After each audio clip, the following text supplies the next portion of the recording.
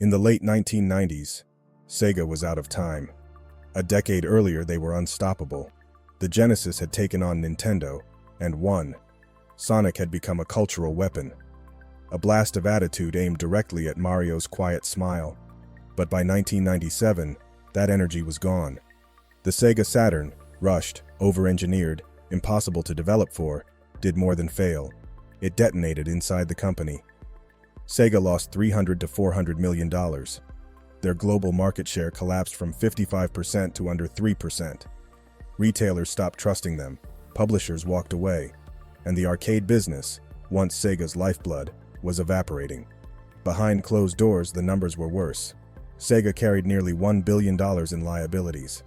A corporation built on speed was now sinking in slow motion. Sega needed a miracle, not a hit, not a comeback, a miracle. So they created one final machine, a console built with desperation, brilliance, and hope all soldered into its circuitry. A console designed to save the company, but destined to bury it. They called it the Dreamcast. This is the rise, fall, and afterlife of the console that killed Sega. Before the Dreamcast could save Sega, Sega had to survive itself. Inside the company, two hardware teams fought for control of the future. In America, Project Black Belt, a 3D FX-powered beast built for raw strength. In Japan, Project Dural, sleek, efficient, and affordable. It wasn't a debate. It was a civil war. Two visions, two consoles, one company on life support. Japan won. Black Belt was killed.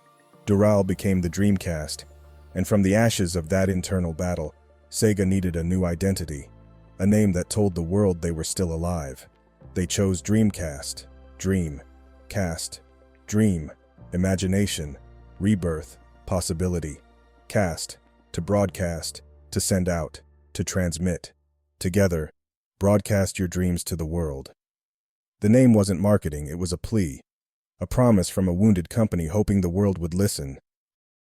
The Dreamcast wasn't ahead of its time. The world was behind. It arrived with ideas no other console dared to touch. Built-in 56K modem, the first online console in history, years before broadband was common. Windows CE support, a software layer built for easy development. A radical idea in 1999, GD-ROM discs, custom 1 GB media, engineered to outrun the limitations of CD technology. Arcade-grade hardware. The SH4 processor and PowerVR 2 graphics were so advanced that Dreamcast ports often looked better than arcade originals. Games like SoulCalibur and Sonic Adventure didn't just look good, they looked impossible. The future was here, and Sega was betting everything on it, but every miracle has a price. Manufacturing cost, $300. Launch price, $199. Sega lost money on every console sold. Sony could survive that kind of loss. Sega could not. The Dreamcast had to win fast, or it wouldn't survive long enough to win at all. Hidden inside the Dreamcast controller was a device that didn't belong in 1999. A tiny LCD screen, 2 buttons, a D-pad, a speaker, a battery. The Visual Memory Unit, or VMU. It wasn't a memory card. It was a handheld console, a portable pet-raising device, a second screen, a multiplayer link tool, a microcomputer plugged into your controller. The VMU could do things no one else attempted. In Sonic Adventure, you could pull your Chow from the game and raise it on the VMU like a digital pet. In NFL 2K, it displayed secret plays so opponents couldn't read your strategy. In Resident Evil 2, it showed your heartbeat and health status in real time. 2 VMUs could snap together and trade data like something from a sci-fi film. This wasn't a gimmick. It was the Nintendo DS, 5 years early. It was the Tamagotchi, with ambition. It was a piece of a future gaming world that had arrived too soon. Dreamcast didn't die for lack of games. It had some of the most innovative titles ever created. SoulCalibur, 1.2 million units. A launch title so beautiful players thought it was CGI. It set a new standard for 3D fighting games. Sonic Adventure, 2.5 million units. Sonic returned as Sega's mascot in a massive 3D debut that defined September 9, 1999. NFL 2K, a sports simulator so good EA refused to compete with it. Their response? They skipped Dreamcast entirely. Shenmue. $47 to $70 million budget, the most expensive video game ever made at the time. A cinematic open-world experiment years ahead of its era. Phantasy Star Online. The first true console MMO. Dreamcast didn't predict online gaming, it built it. Jet Set Radio and Crazy Taxi games overflowing with style, identity, and originality. Dreamcast's library wasn't struggling, it was shaping the future. Coming to a Dreamcast near you.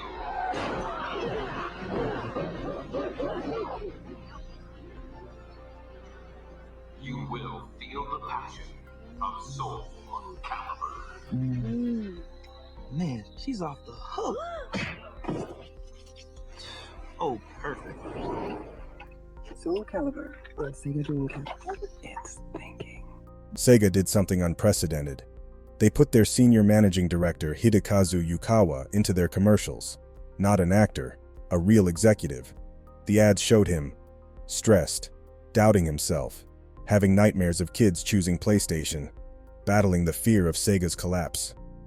It was raw, honest, human. Japan loved him. For a moment, Yukawa became a national icon, a face for Sega's struggle. He even appeared in Dreamcast software like the What's Shenmue. It was more than marketing. It was a company asking its homeland to give them one more chance. Meanwhile, Sega of America took a different approach. The Dreamcast wasn't shown as entertainment. It wasn't shown as a toy.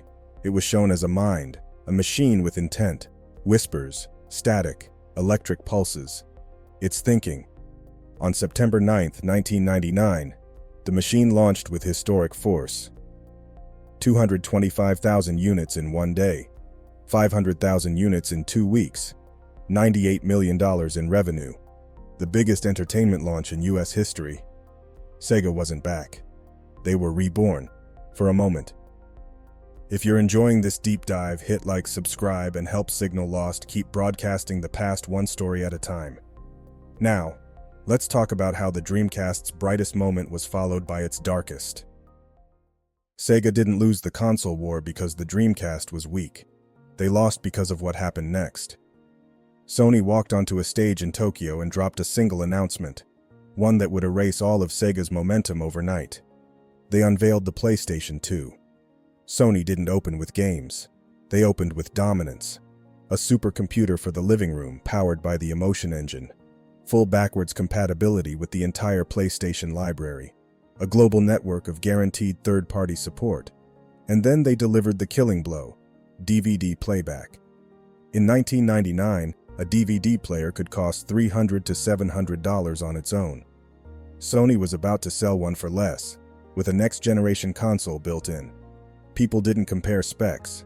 They didn't wait to see what the Dreamcast could do next. They pre-ordered the future. Sony PlayStation 2 will be the biggest thing to come along since TV was invented. The buzz on this product is that strong. PlayStation 2. PlayStation 2, newest, fastest video game system ever. In Japan alone, the PlayStation 2 received 1 million pre-orders before launch. In its first 48 hours, it sold 980,000 units. And before Sega could stabilize the Dreamcast, Sony had moved over 10 million PS2s worldwide. Meanwhile, the Dreamcast's incredible US debut, a $98 million launch day record just months earlier, was completely erased by Sony's tidal wave. Dreamcast didn't fall to one enemy. It fell to all of them. 1. Piracy, the GD-ROM disaster. Hackers found a flaw. Dreamcast games could run from regular CDRs. Some regions hit 70 to 80% piracy rates. Third-party publishers vanished. 2. EA refuses support. No Madden, no FIFA, no NHL. EA walked away. Losing EA in 1999 was like losing oxygen. 3. Sega's money was gone. Every Dreamcast sold. Lost Sega money. Sony could handle years of losses. Sega couldn't handle months. 4. Sega versus Sega. Japan and America fought each other instead of fighting Sony. Different visions, different priorities, no unity. Dreamcast wasn't just fighting the console war, it was fighting its own creators. By early 2001, Sega reached a point where continuing the Dreamcast was no longer financially possible. The company had recorded multiple years of losses, including nearly $400 million in 2001 alone. Without enough money to keep producing hardware and without enough market share to survive against Sony, Sega made the announcement that changed everything. On January 31, 2001, Sega confirmed it would leave the console business entirely. Dreamcast production stopped soon after. This was the end of Sega's hardware legacy, a history that stretched from the Master System in the 1980s to the Genesis in the 90s, and ended abruptly with the Dreamcast in 2001. The Dreamcast didn't fail because the technology was weak. It failed because Sega was no longer strong enough to support it. Most discontinued consoles fade quickly after their final days. The Dreamcast did the opposite. The system found a second life through collectors, modders, and indie developers. Homebrew studios continued creating games for years, and even now, new physical Dreamcast releases still appear. Its most influential titles, Jet Set Radio, Shenmue, Phantasy Star Online, and others, inspired visual styles, storytelling techniques, and online ideas that shaped future generations. The Dreamcast's failure didn't just end Sega's hardware business. It changed the path of gaming. If even a few things had gone differently, if EA had supported the system, if piracy hadn't exploded, or if Sony had delayed the PS2, the industry might look completely different today. We might have seen a Dreamcast 2 built around broadband before online gaming became standard. We might have seen a true three-way hardware competition: Nintendo, Sony, and Sega.